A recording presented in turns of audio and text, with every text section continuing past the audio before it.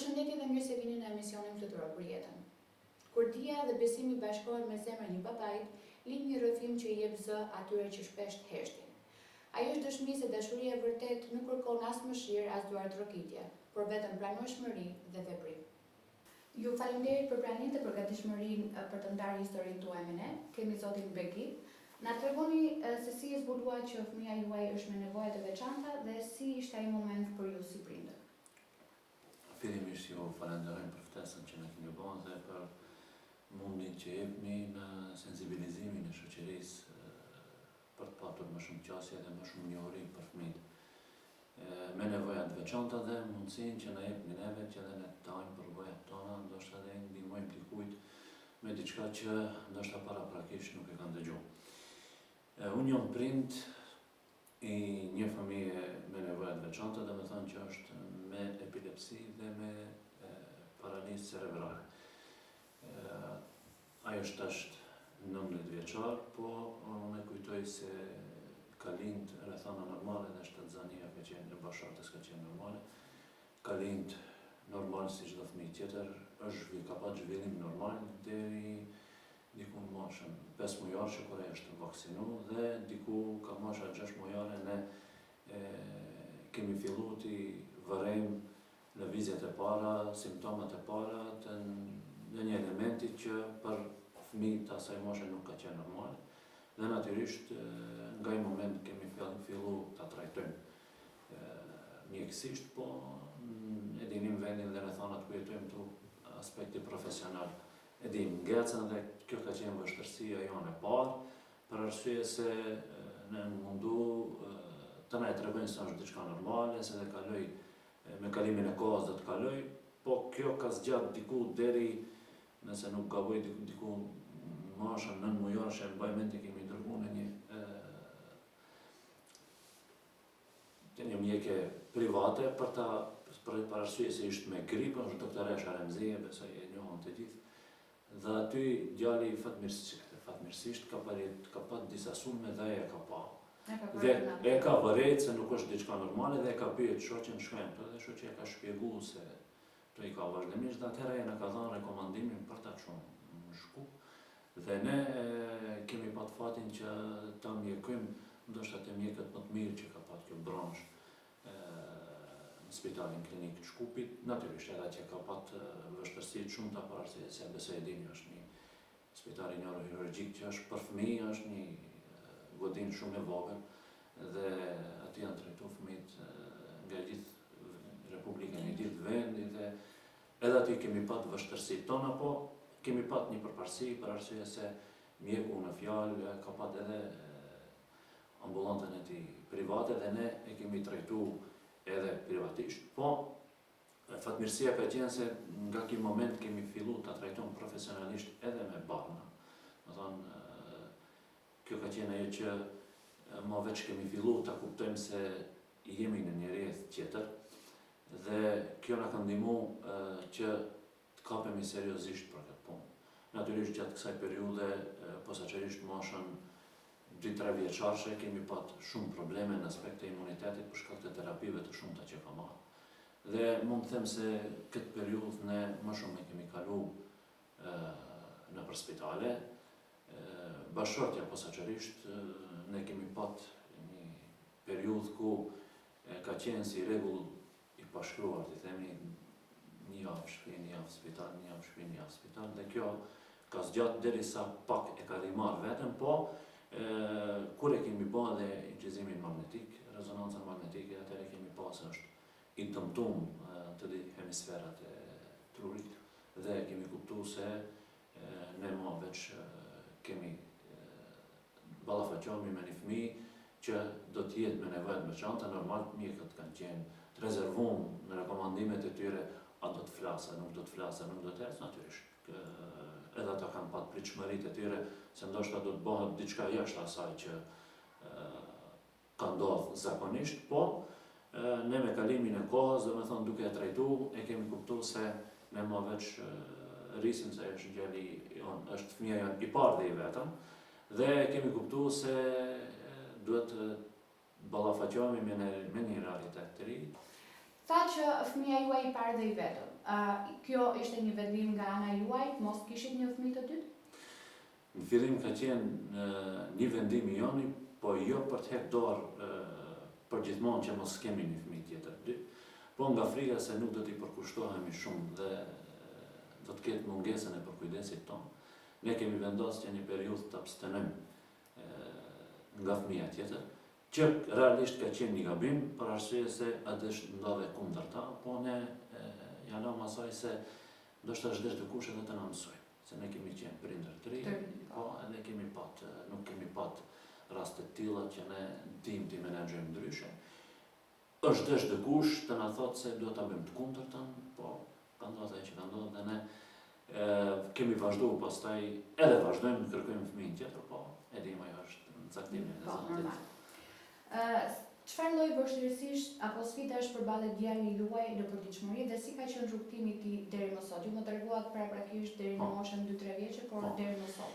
Ai sot, domethënë natyrisht si fëmijë me nevoja të veçanta, ballafaqohet me mungesë komunikimi, ballafaqohet me mungesë përqendrimi dhe natyrisht përfshirje në shoqëri me ndonjë aktivitet që mund ta bëjnë të tjerët. Natyrisht rruga ka qenë e vështirë, unë çdo herë e krahasoj kur dikush t'jep mundësinë të hecish mbi ferrë, mbi gjemba I themi ne. Dhe çdo herë mundohesh ta zgjedhësh ose ti shmangish ato dhe të shkelish dikund ku nuk ka gjemba, po neve nuk është dhënë ajo mundësi, ne është detyrimisht e kemi pa të patjetërsueshme të shkelim, po jemi munduar që dhimbjen ta kemi më të vogël. Kur kemi shkelë mbi to, se alternativ rrugë tjetër zgjidhje nuk kemi pat. Po, natyrisht, rruga ka qenë e vështirë, dënjerë ka qenë e mbushur me vështërsi, dënjerë edhe me lot, po këto e kemi kuptu se duhet zavendësohen, dhe I kemi zavendësu me dashuri, me përkushtim, me punë, dhe që kjo mënyrë të vepruarit, natyrisht se na ka ndihmuar edhe neve në rrugtimin tonë, po që edhe na ka ndihmuar që ta trajtojmë profesionalisht çdo herë. Do të thonë asnjëherë nuk kemi marrë ndonjë vendim që nuk ka qenë paraprakisht e konsultuar profesionalisht, çfarë do që të jetë ajo. Si baba, me çfarë ndjesish e përballuar e realitetin dhe cilat ishin momentet më të vështira që u hasët në to? Fillimisht, në fillim ndjenjat kanë qenë përzjera, njerë kemi përjetuar ndoshta edhe në trishtim, në një frikë, po me kalimin e kohës e kemi kuptuar se këto duhet zavendësohen me përgjegjësi të jashtëzakonshme që ne duhet ta kemi në këtë drejtim. Natyrisht ne prindët, ashtu Allah, Zoti ka kategorizuar ashtu që çdo herë ngarkesa fizike të jetë mbi babain dhe kjo nuk më ka penguar në këtë drejtim, përkundrazi çdo gjë jam munduar që ta konvertoj në atë aspektin pozitiv. Normal, ka qenë vështirë të kuptosh se çdo prind ka plane për fëmijën e vet, ta edukoj, ta arrisë, ta shkolloj, ta martoj dhe kështu me radhë, po ne e kemi kuptuar se fëmia jonë nuk do të jetë një jetë si të tjerët, po më vonë edhe atëherë më e rëndësishme është kur e kemi kuptuar se ai s'ka nevojë, nuk ka nevojë të jetojë si të tjerët, por ka nevojë për përkushtim dhe për mbështetjen tonë, dhe ne jemi munduar që atë t'ja japim përgjigje gjithkohës. Si ka ndikuar profesioni juaj si teolog në përballimin e kësaj sfide? Dhe a ka qenë besimi një mbështetje apo ndonjëherë edhe një sfidë për ju? Realisht, kjo pyetje ngërten të dy anët e medaljes, siç themi ne. Njerëzit kur të shohin si hoç mendojnë se si teolog, mendojnë se je I përkrim, po natyrisht edhe ne kemi ndjenjat njerëzore, sikur gjithë të tjera. Po unë kom arrit nga këndvështrimi I teologjisë apo si një hoç, kuptoj se arma më e fuqishme që ka qenë dhe që vazhdon të jetë, ka qenë besimi I fortë dhe mbështetja e paluhatshme në Zotin. Dhe ky besim çdo herë neve na ka bën zgjidhje që ne as do të kishim imagjinuar ndonjëherë, as do të kishim menduar ndonjëherë, as do të kishim mund edhe t'i programojmë ndonjëherë. Po besimi dhe lutjet e shumta tek Zoti na kanë prunë në një situatë që ne asnjëherë mos mendojmë se jemi duke trajtuar ose jemi duke rrit një fëmijë me nevoja të veçanta, po ne çdo herë qasja jon ka qenë se ne jemi duke rrit një fëmijë normal, jemi duke jetuar një jetë normale, po ajo që duhet u përcjell të tjerëve nga ky pozicion është që asnjëherë mos t'jenë të hamenshëm besimin dhe mbështetjen e Zotit. Të janë dy elemente shumë fuqishme dhe lutjet e pandërprer që ne i kemi bën dhe që ne çdo herë dhe në çdo kohë, çdo vend, çdo situatë, natyrisht kemi pas situata edhe shumë të vështira, ne si prind e kemi operu 3 herë dhe ne është desh ta marrëm përgjegjësinë, ne është desh të shkruajmë. Është vështirë të marrësh vendim për diçka tjetër, se thosh po të jetë në rrethana normale, do e pyes a dush a nuk dush. Dhe ne jemi detyruar që të marrëm vendime për atë, po edhe këto vendime kanë qenë kuadër të asaj të atij lehtësimit që ne kemi përjetuar nëpërmjet besimit, mbështetjes dhe lutjeve që vazhdimisht i kemi bën tek Zoti. Si e shpjegoni nivelin e paragjykimit në shoqërinë tonë për fëmijët me nevoja të veçanta dhe për familjet e tyre? Fatkeqësisht shoqëria jonë ka shumë pak informacione dhe është shumë pak e edukuar për të përballuar me këtë kategori të njerëzve. Do të thonë shoqëria jonë në një vend që është për të ardhur keq se tash informacionet janë shumëta, interneti ka bërë, teknologjia dhe interneti janë prezente kudo. Dhe është për të ardhur keq se tash njerëzit nuk e shfrytëzojnë këtë edhe për dukuri pozitive. Tash ka shumë paragjykime. Dhe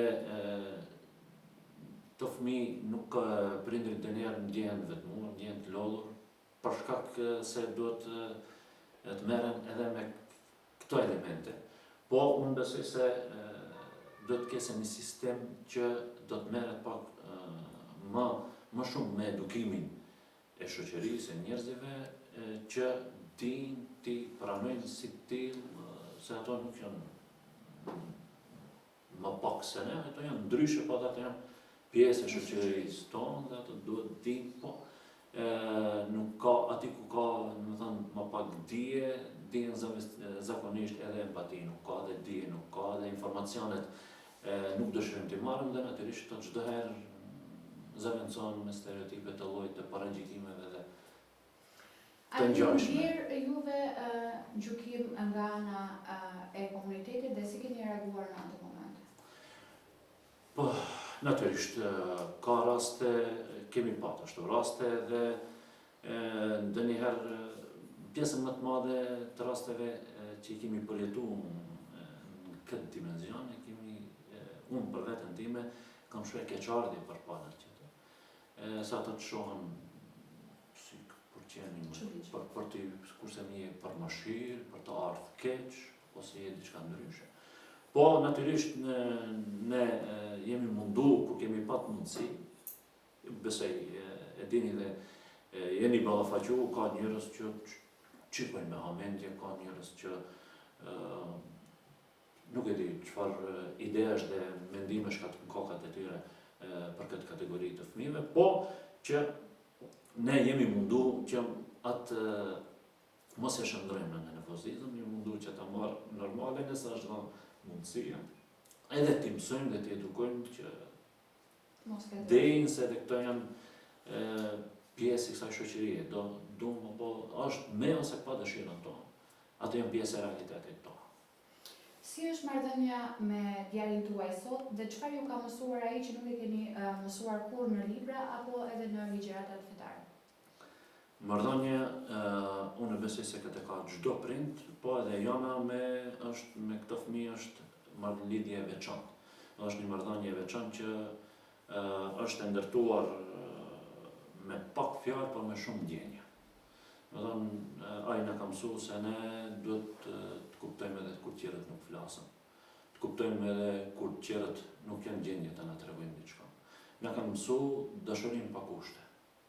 Këto sot fëmijët e vegjël kanë natyrshmërinë të atij që të kurrëzojnë me diçka. Po ne kemi arrit të kuptojmë se ka dhe dashuri dhe pa kushte.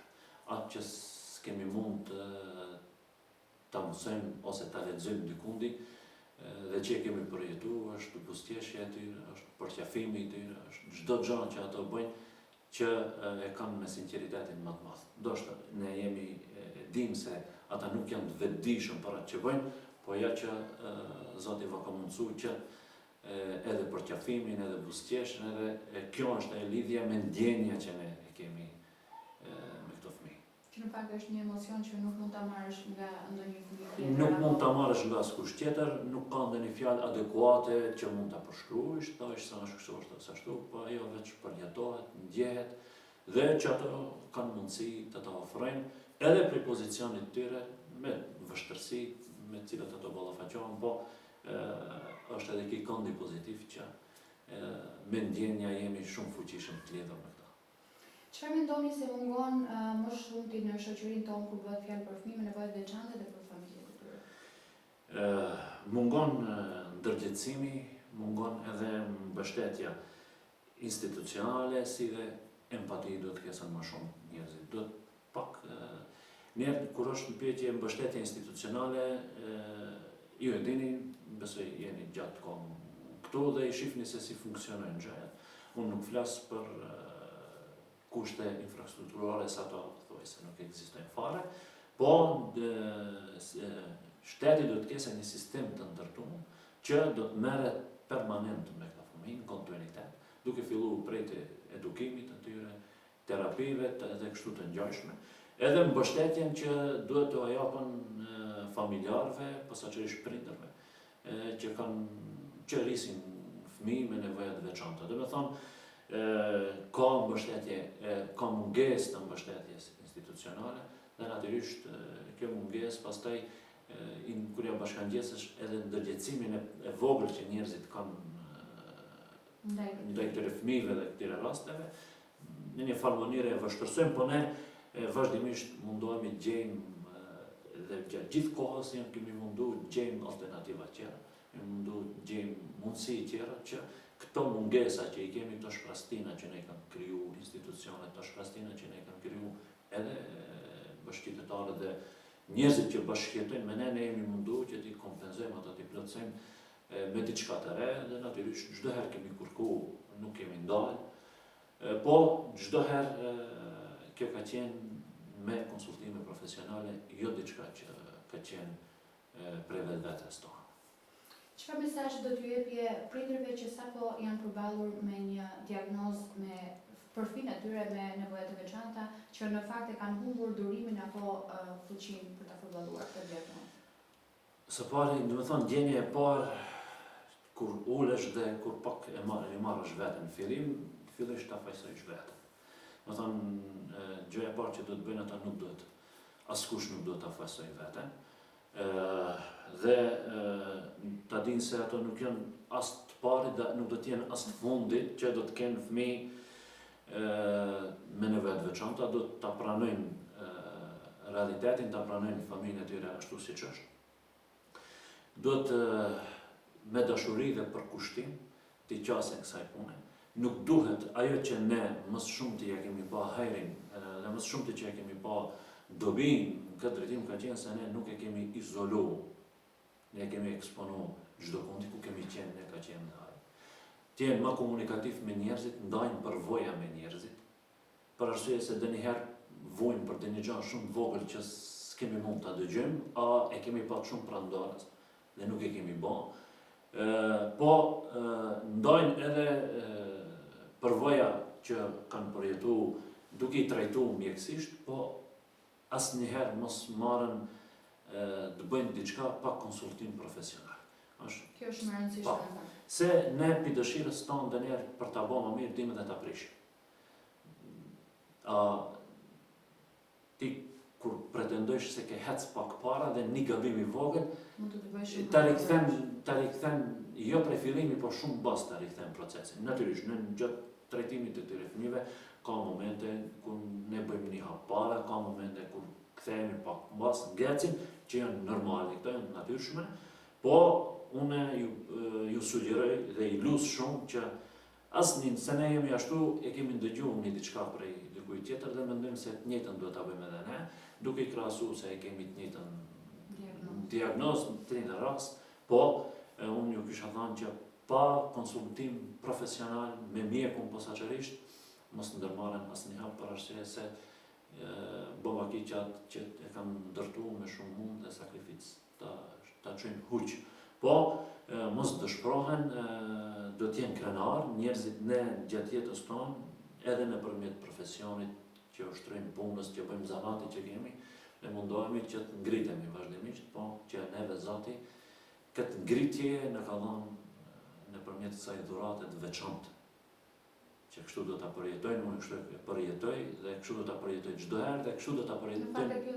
E tillë është, kjo është një dhuratë, natyrisht që është e mbështjellë pak me sfida, pak me sprova, po ngritjen më të madhe që neve si prind kemi mund ta përjetojmë, ka qenë kjo.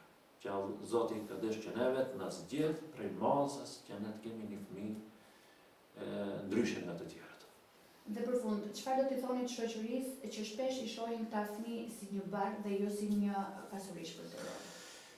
Kjo shoqëri, pak atë që thamë më nalt, do t'i thosha që të ndalet për një moment dhe t'i shoh pak me zemër, ti përjetoj gjatë shpirtnisht dhe jo vetëm me atë që shohëm nëpërmjet syrit. Këto fëmijë nuk kanë nevojë që nga mosnjohja e realitetit të tyre, nuk kanë nevojë as për keqardhje, nuk kanë nevojë as për mëshirë, nuk kanë nevojë që ndjehen të mëshiruar ndaj tyre ose ti tolerojmë se janë të tillë, po kjo shoqëri ka nevojë që këto fëmijë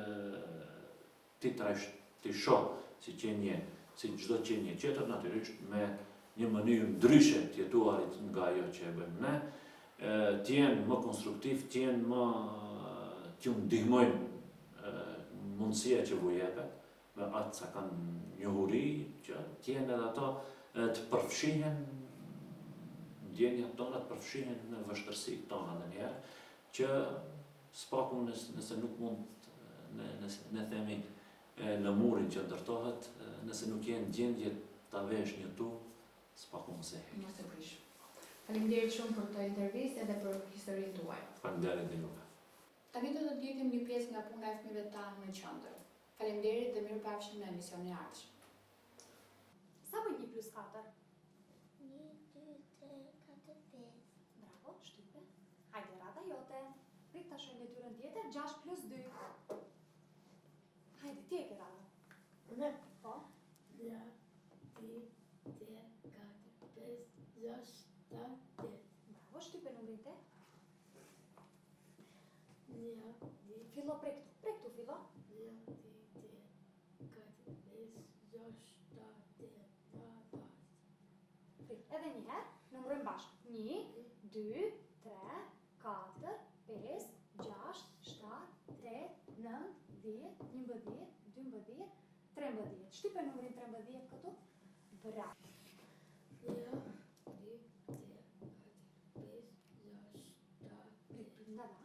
Hajde edhe një prej fillimi së bashku. 1, 2, 3, 4, 5, 6, 7, 8, 9, 10, 11. Shtyp numrin 11. 4 + 9. Fillo.